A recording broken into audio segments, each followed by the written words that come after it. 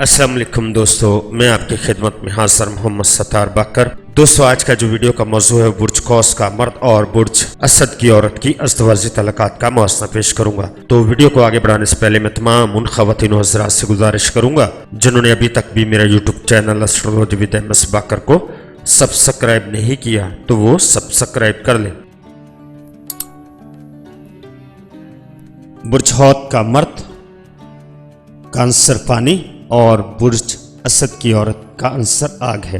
आग और पानी में कोई मुआफ़क़त नहीं होती। इल्म नजूम की कवायद की रोशनी में भी ये कोई मुआफ़क़त नज़र नहीं रखते।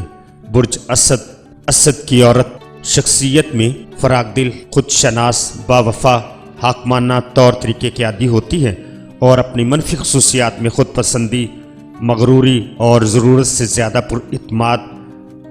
और बुर्ज हौत का मर्द बुर्ज असद की औरत की शराकत में इत्मीनान बख्श और खुशगवार नहीं रह सकता।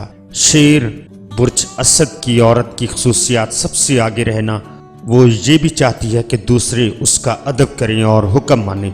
मछली बुर्ज हौत का मर्द अपनी हिफाजत और सलामती के लिए किसी मजबूत सहारे का मतलाशी होता है। बुर्ज असद की औरत शेर की रफाकत उसे मुतासर कर सकती है। बुर्ज असद की औरत शेर को भी मछली की मासूमियत और फर्माबरदारी पसंद आती है, मगर ये इब्तदाई मुलाकातों की बात हो सकती है।